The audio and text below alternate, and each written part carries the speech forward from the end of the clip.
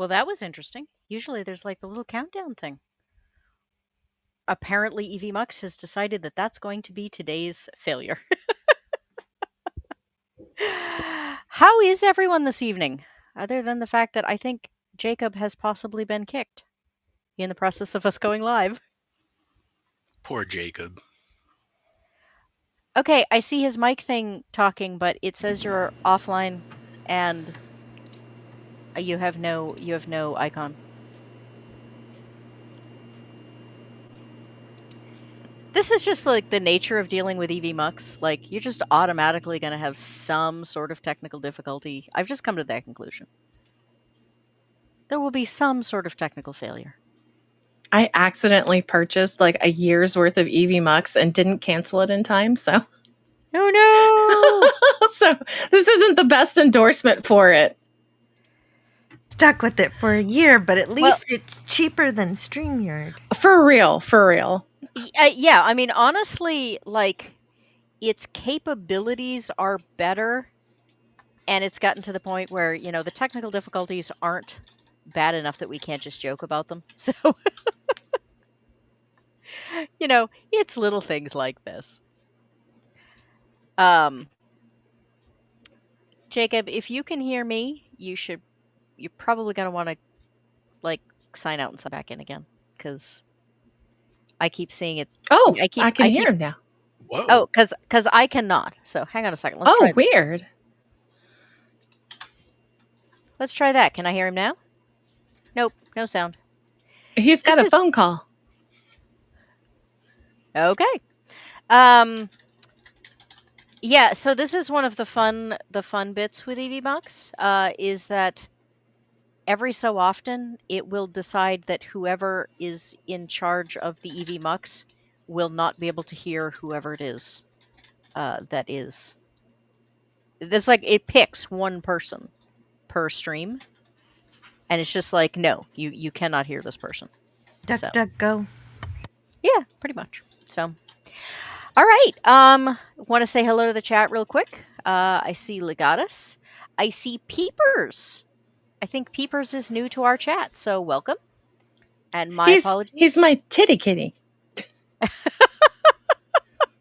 Okay. Is that what that is? Is a cat? Yeah, the little thing between my boobs is a cat, and my chat affectionately named him Peepers, and one of my chatters took on the name. It was quite fun, actually. I really like it. No, I didn't even notice it. I honestly thought it was a bow tie. Yeah, a brooch or something somehow suspended. I like it. A bow tie and a brooch. I mean, that's the first time I've heard that. I you know what? I like it. Rio is here. I know Welcome. It's a kitty. It reminds me of when Ahura has the little tribble right in her dress half the episode. Yeah, I do have to say, I was wondering why your bow tie was blinking. So, it makes far more sense now. And welcome to Lord Shadow. And then we apparently have some lurkers because there are definitely more people than I see in the chat. Used to be Cinevere's fish. Yes. I mean, there are so many jokes there. Oh my goodness. That's a story too. but Titty Kitty is very entertaining. So okay, so Cinevere, you were not with us last time. And I know you said that you were not are you not thrilled with time loops? Are they not your thing? Time loops aren't the problem. It was the story. Really? I just did not like it from start to the finish of the second episode. I was like, oh my gosh, people do not make these judgment calls, do they? Like, oh man. Well, I am fascinated to find out. I know you said you weren't crazy about it, but you did say that it was better than the original show that you thought you were supposed to be watching. So that's my god! I accidentally watched Daybreak on Netflix, and it's a Netflix original series. And the whole time I'm watching the first episode, I didn't even finish the first episode. I got 2/3 of the way through, and then I was like, "Fuck that! I'm just going to watch the second episode." It was that bad. And it just got worse upon this. It did. I was livid by the end of it, and I was like, I'm so sorry, Goat. I'm going to have to tell you I can't do this because for my sanity, I'm going to have to pass. So I hope the actual show was not that bad. No, it wasn't that bad, but I can see why it got canceled after 10 episodes. See, interestingly, if you look at the reviews, everyone loved it. It was just that no one ever knew it was on. Huh.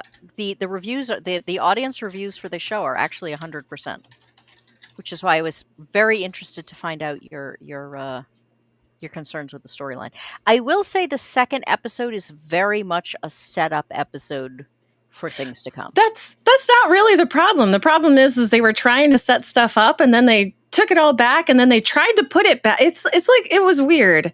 I didn't get a chance to watch your last week's episode so I could find out what you guys were talking about last or how this is supposed to be handled and stuff like that. But oh my gosh, I had so many problems with it. All right. Well, hopefully Jacob will be back with us soon. And in the meantime, let's get into it. I have to do the fun share screen thing and see if let's see if this works. Because, we're on a roll here. Add to scene.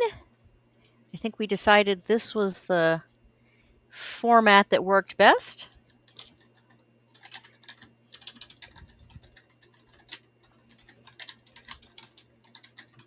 And somebody is very busy. Oh, that was me. I'm sorry. I forgot to mute my mic. No, that's fine. All right. So we've seen the startup already. I'm not going to make everyone go through that again. Though this episode is different because he does give you a brief rundown of what we saw last time. Does he? I didn't remember that part. I remember it in the copy I have. He does. You know what it is? This whole intro of like, you think you're having a bad day. Check this shit out, and it gives you a whole rundown of previously on X-Men. Yeah. You know what it is? That is, if you look at the preview for the show, that is the same blurb they use for the preview. That's why I was thinking that we had already. That's why I was thinking we'd already gone through it.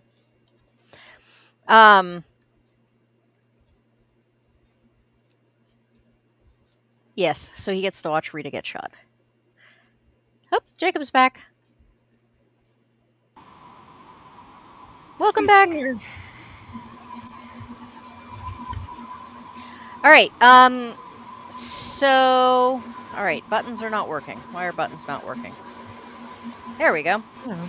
Oh. So we go back over the whole thing about she wakes up and he's just sitting there staring at her and he says, "I love you." And he decides that we need to go for... Except he doesn't love her enough to, when he comes back, even though he just saw her die, I mean, literally just saw her die, he did not instinctively try to protect her. He immediately left. So I just, it's just like, oh my gosh. Which in the first episode, okay, just before he does the time loop back, okay, he literally just watched her die before they inject him with a knockout thing, and he starts the day over. The first impulse he has is not to protect her, even though he literally just saw her die. He's in a loop. He's like deja vu or something. He's completely confused. Right. But he goes back to his apartment and he sees the dog, and instead of immediately turning around and trying to get a hold of what's her name? Rita? She went to work. He's still they had cell phones. He has a cell phone, doesn't he? Or is it just hers? He has his phone in his hand. He should be calling her. And he doesn't. He just immediately leaves her, goes to his sister instead to whoop her husband's ass, and then she becomes an afterthought after the club. Like, he is no longer worried about her until after the club, and he starts the day over again. And it's just like, I don't know. My concerns, my priorities would have been way different. I didn't understand. I think his priority is, I can't protect her if I go to jail, and if I can just figure out what's going on and what Yes. happened, then I can prevent it from ever happening in the first place. Yes, that's the second time loop. He thinks he can trust the system. He thinks he can trust all of his police friends. Like the cops will have him. He I has trust on the he cops. has no reason to believe that, especially since they tried so hard to throw him under the bus, make him the prime suspect. He is the murderer. They are convinced, despite not having a warrant, probable cause. They do say, "Oh, murder for hire," yet they do no background check to see if he's got money to be paid for doing said murder. Okay, but I talked about that last week, and I was saying like that I recognize that they have absolutely no evidence to suggest that, and I was saying that I think Detective Spivak has just completely made up his mind. Like, yeah, it's not good police work to come to a conclusion early. So then why I'm would not he saying it ever is. sit here and think, "Oh, well, they'll do the right thing"? No, if they're clearly not doing it for you, they're not going to do it for anyone. You would have no trust in the system. You would have zero faith that anyone in there would be on your side. I mean, he is a cop, so Well, And no, all right. Question. I Are mean, you- no offense on when I say that, but it's just I don't see how that is kind of relevant. because no, if let he's me- worked for the police department for umpteen years and he's never had an issue before, you don't change your mind about how something works based on one incident. Being framed for murder is a big thing. I mean, that's pretty big. That would completely make me a cynic immediately. I would be very distrustful of everyone. He wasn't framed by the police, though. Except the detectives are treating him poorly. They even let the guy get on an elevator with him, who people know is his ex or former partner. People apparently seem to know that he's dating his ex-wife, and they still let him on there. I just don't understand the mental process. Actually, I You don't know? want to jump all the. I don't want to jump all the way to the end, but we do find out there are corrupt cops, and then there are cops that are just doing their jobs, and Right. that Exactly. bad guy's got to be corrupt, right? Based on the second one. Yeah, so let's not get too hung up on the first, because I'm terribly sorry you missed it. But No, well, actually, no, because it actually segues into this, because he's already showing right here, just in this frame alone, that he is altering what is happening in his day. How did he wake up? Not wake her, because she immediately turns, the moment he wakes up, she immediately turns and wakes up and looks at him, right? That's happened twice in a row. How did it not happen the third time? Out of curiosity. what do you mean? Like the third time he wakes up, he's already in the chair, or like she didn't wake up the same moment he did, like previously. He's just sitting in a chair. How did that happen? Like, did he not? It doesn't show him waking up at the same time as he did the day before. There's definitely some inconsistencies with the whole waking up thing. Mm-hmm. Well, she wakes up, I think. After he's got a shirt put on, he puts on his clothes, he sits down and he's staring at her. And then you don't know how long he's been sitting there just posed staring at her. And then she wakes up. It's a massive difference. Well, his physical form is changed with each loop. That stays the same, and so maybe he was so agitated that he got up sooner than he would have if he were relaxed. Maybe. Do we know that she still wakes up at 6:17? I was always under the impression that he woke up at 6:17 and she just woke up later this time because he made sure not to wake her up when he got out of bed. I don't know. That happened in the first episode too. Yeah, where he's just staring at her saying, "I love you." Yeah, I don't know. That just, to me, it just doesn't make sense. Scotty says they wear shirts in the show. Boo. Right. Well, yeah, he's desperate to save his girlfriend in this because he failed in the last episode. So he says he's gonna go meet her mother. He's obviously thinking, if I'm just not in town at all, none of this will happen. But our mystery men basically trap him with cars in front and back. Oop, why are we... There we go. Time traveled Brett Hooper. Hopper? I think Hopper. it's Hopper, isn't it? Yeah, it's Hopper. So we have a little bit of a replay here. Guy gets out behind them. He remembers, the faces of some of these people, realizes that they're in danger, pulls his gun. There's lots of off-roading and flashiness, and Yeah. and this is... Here's our guy that's been there since the beginning, watching him and spying on him. And she is yelling bloody murder about what is going on. And he's been shot. Yeah. And has no effect. Yeah, on zero, because he's still firing that gun with a wound in his shoulder. Yeah, I don't care how much adrenaline you have in you. You're not going to be able to use that arm, period. Exactly. I was just going to say that. You could give some credit to adrenaline, but not that much. It is very, they just wanted him to stand in the middle of the road and shoot his gun because it looked good. It cool. wasn't like... if there had been a little more... if you saw him maybe trying to lift his arm and struggled a bit, it would make it a little more believable, but he's just Supermaning this. If this was an Arnold movie, I'd get it. I don't they know. were going for rule of cool, and it doesn't work as well as they wanted it to. I'm gonna jump a little bit on the story here. It's a tiny bit, but it's just the guy, he gets shot in the shoulder, right? He keeps firing the gun repeatedly, keeps using that arm to drive repeatedly. Doesn't really complain or even bitch about the wound until after he's done the next scene, after they've driven a certain length of time, and then when alcohol is poured on his shoulder, does he remember, oh yeah, this hurts? I mean, I totally know guys like that.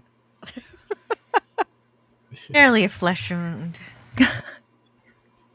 I do literally know guys that would do that. I don't know. But I mean, shouldn't there be more blood? Not necessarily. I mean, because the bullet's still in the wound, which we find out That's later. fair. Yeah. You have to understand that, there are jokes in the medical field here about cops, fishers, and farmers, and the fact that if any of them ever goes to the hospital voluntarily, you just should meet them with a crash cart. There's a doctor joke about, there's a farmer coming in. He says that he's not feeling very well, and he just thinks he should get checked out because he was working on a fence. And the doctor says, "Did he finish the fence?"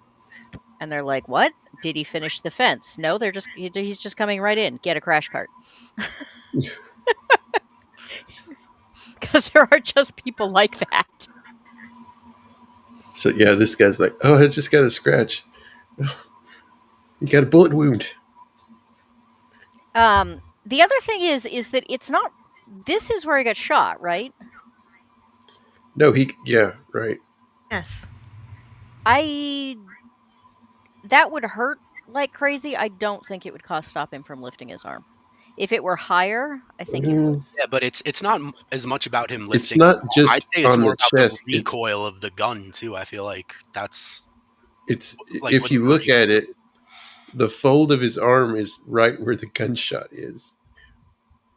Where he lifts his hand up. I still don't think you'd be able to do much with that arm. It's through the muscle, though. It's not into the joint, is what I was getting at. Yeah, but still, he can that muscle's physically do connected. what he does. All that muscle's connected to the muscle in your arm, though. That's a lot of muscle that you're moving that would feel impacted by that shot. I really don't think he'd be able to lift the arm as effectively. He definitely wouldn't be able to keep bracing and holding that gun with as many shots as he's taken. I just don't believe that he would be able to do that. I do wish our ex-police officer were here. He'd be able to give us a definite answer. I just gun stuff. I know so much about guns that gun stuff really bothers me, and there's some other stuff with guns in this episode that bugged me. But There's oh I yeah, don't know. yeah.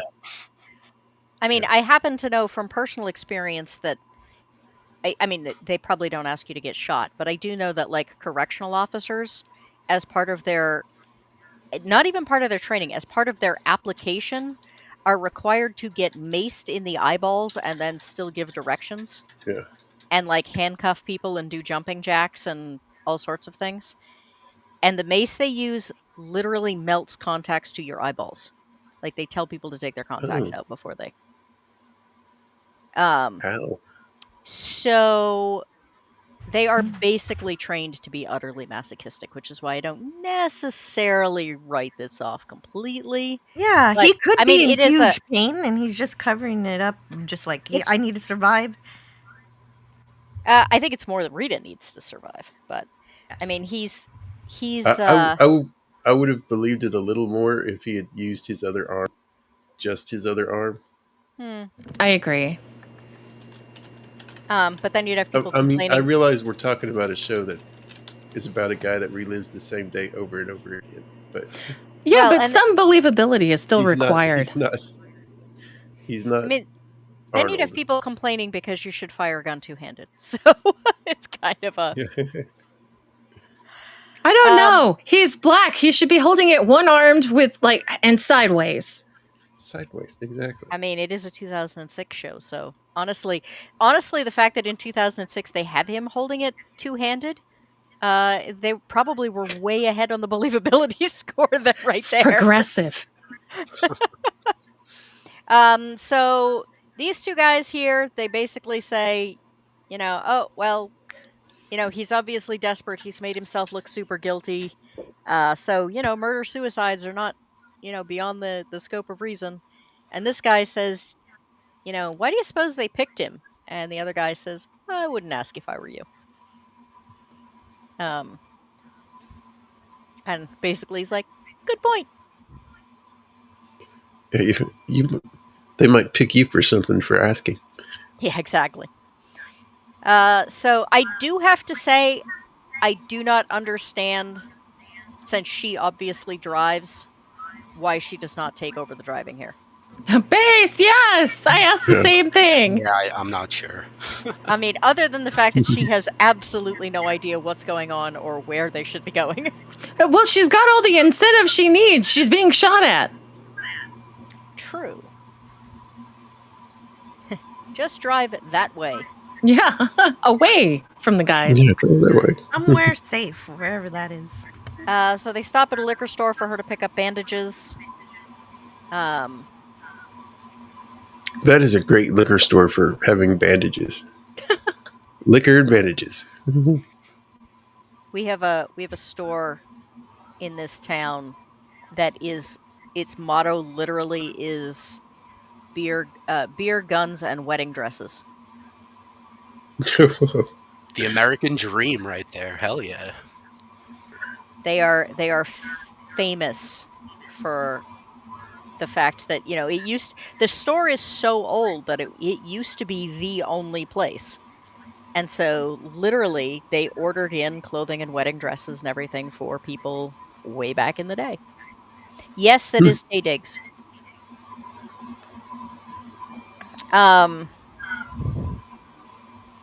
So we go to a shot of the partner. Wait. We're going to gloss over what he just did. Wait. Did they already go in the liquor store? Nope. Yeah, the thing with the police officer. Yeah. I don't think so. Oh, okay. Well, no, it didn't happen yet because he called her. He's still in the car while she's in the store. Oh, okay. About to go in the store. Yeah. No, I wouldn't gloss over that. Okay. No, I thought this had already glossed over it, like when you were bouncing, so I didn't know if it went past it. Yes, cell phones back when they used to be bricks. Hey, those Nokias were solid. Until a couple of years ago, I still had an Alias 2, and it still worked. Like I had dropped it off buildings, it had fallen downstairs, it had like bounced off walls. That sucker just kept on rolling, which is probably why they made me get rid of it. And Run over them. it still has the highest customer service rating of every single cell phone that's ever been released, as far as I know. Oh. So he calls her, basically says he needs help. She can't deal with it because she's got to go into a internal affairs meeting. And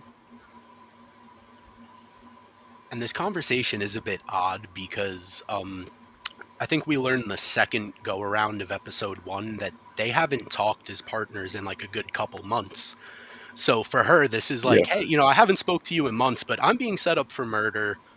Try to help me out. Kay, thanks. Bye. Like it's. Oh, and she's okay with It's it. very unbelievable, and it's one of those things where I know later, like, she kind of goes along with it because part of it happens to be true, but it is a big leap of I haven't heard from you in months. Well, except she doesn't go along with it. She goes along with it eventually. Like she acknowledges later that he was right. Like it's like they can't remember that she's supposed to be detached because eventually she becomes attached, even though she had no reason to be. Yeah. Say that again. I'm confused. Okay, so like she is supposed to be detached emotionally. As Eraser had said, she hasn't seen him in months. She's going through a thing, and suddenly he's saying, "Oh, I'm being framed for murder. Help me do this." And later on, when he does the time loop again, she's already like saying, "Hey, he would never do that. That's my partner." And it's like, well, wait a minute. That wasn't there in the last day. Why is it there now? Like, what was the driving factor? I will give you a little bit of a spoiler. One of the things we find out in the next few episodes is that it's not just him physically that changes. A strong enough change on a loop can change the next loop. Ah, okay. That makes more sense. But it has to be something really major. But, getting shot will do that. So at least I would consider getting shot major, but so she's got blood all over her dress. Why didn't she notice that? Like, that's a huge flaw. Because your dress, when it's that thin, you would feel it. I thought she did notice it. I don't think so, because she wouldn't. She doesn't notice it because the cop mentions it. She looks down, is like, oh shit, and then tries to flub a story. Yeah, like, why did the cashier not question her? I mean, I thought maybe the cashier called the cop. Yeah, probably. Well, that's entirely possible. I didn't think of that. It's kind of a weird coincidence that he would just show up right then and there and walk straight for her. I do think her body language during the scene is pretty good though, because you really see that she's wildly uncomfortable. Mm-hmm. She's trying to come up with stuff on the fly, and some of her acting in this episode, in my opinion, is a bit iffy, but I think this scene was really well done. Like, she's very uncomfortable. I'll give you that. You're absolutely correct. The acting is pretty decent in the series. It's just the decision making is so questionable. This guy here, I've seen him in something. Does anybody know what it is? Oh, I lost Jacob again. Oh no. He'll be back. I have faith. What is? Hold on. I know who he looks like. Yeah,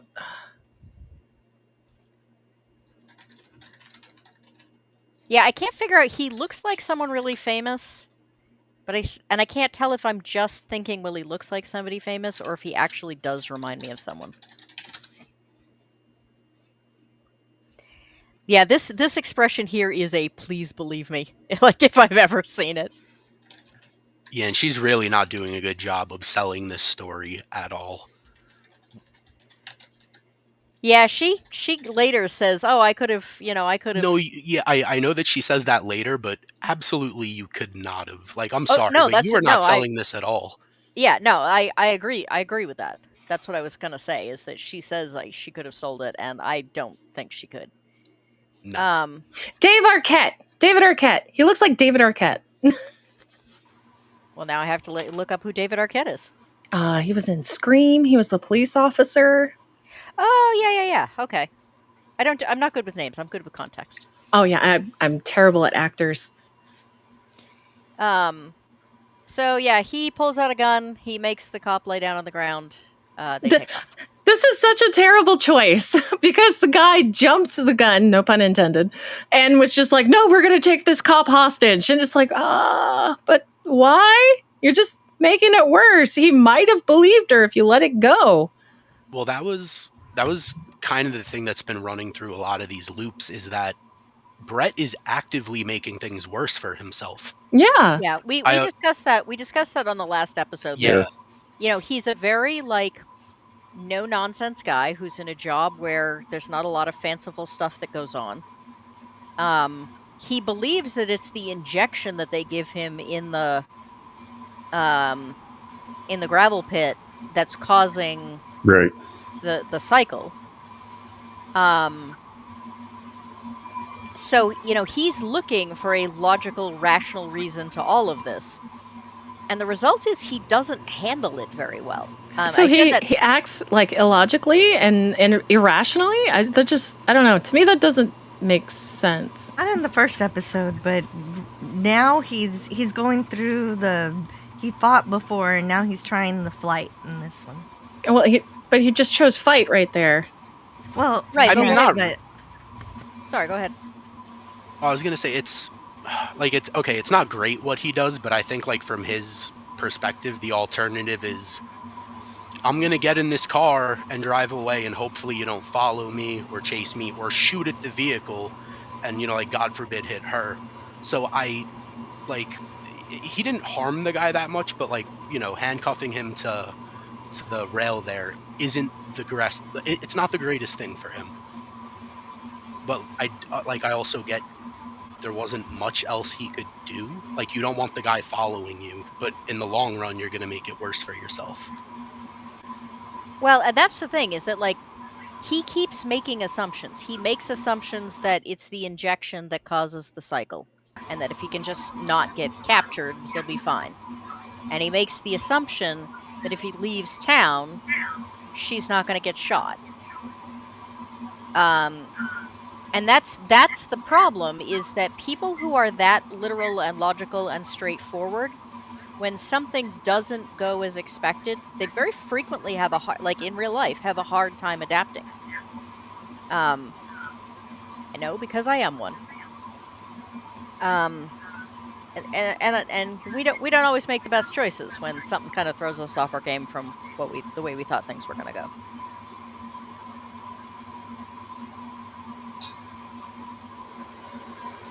How come she didn't take over driving here? I mean, yeah, I assume it's for whatever the same reason was she didn't last time.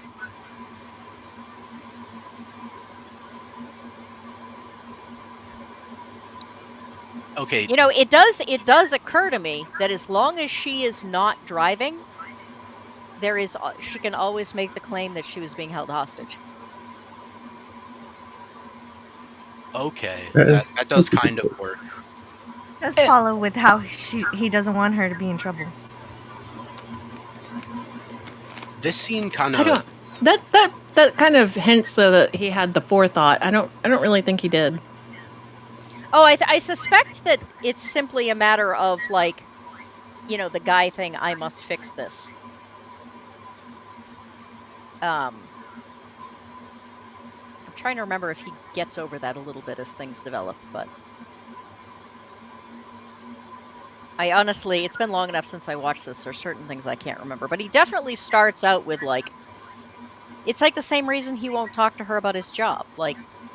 It's very much this is my problem and I need to deal with it and I need to solve it. Yeah, but he's also wanting so much trust, and he keeps demanding trust but gives none in return.